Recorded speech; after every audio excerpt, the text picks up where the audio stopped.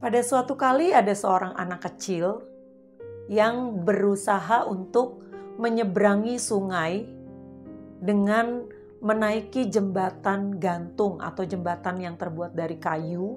Itu biasanya bergoyang-goyang, itu sebabnya disebut jembatan gantung.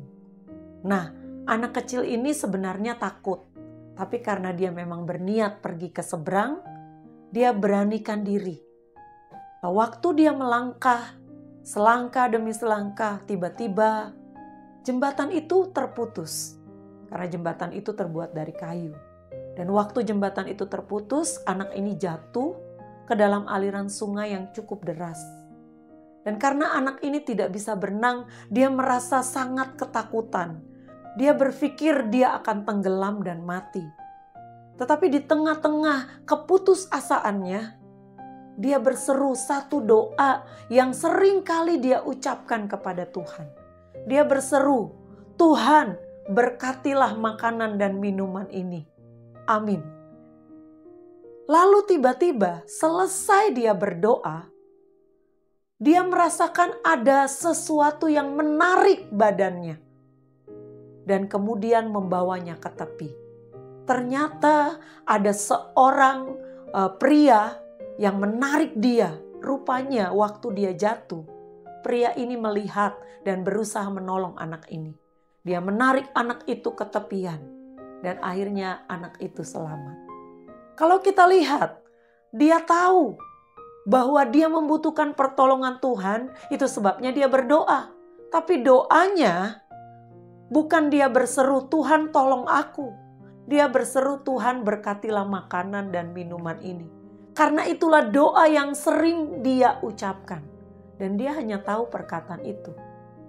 Di sini kita melihat bahwa Tuhan itu sebenarnya sudah tahu segala apa yang kita perlukan sebelum kita mengucapkan. Jadi perkataan kita tidak perlu bertele-tele.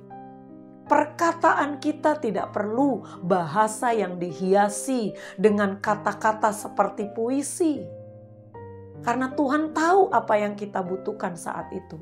Meskipun anak ini berdoa seperti yang dia biasa doa ketika dia akan makan. Tapi Tuhan mengirimkan pertolongan. Karena yang dibutuhkannya adalah pertolongan supaya dia tidak tenggelam. Jadi Tuhan itu sanggup melakukan jauh lebih banyak dari apa yang kita doakan.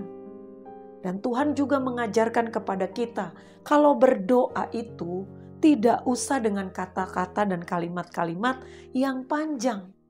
Dalam Matius 6 ayat 7.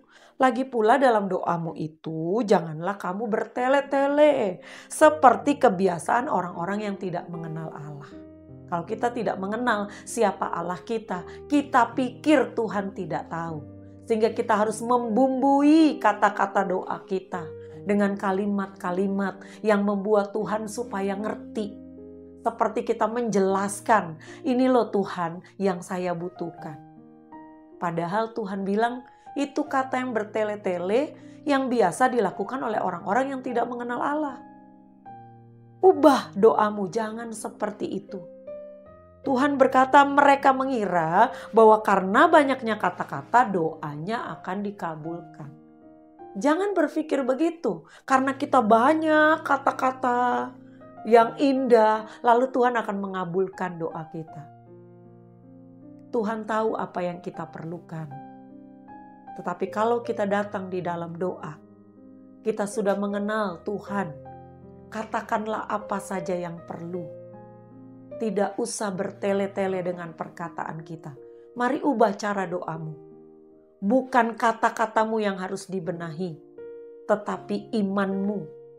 Sebab Yakobus berkata, doa orang benar jika dengan yakin didoakan sangat besar kuasanya.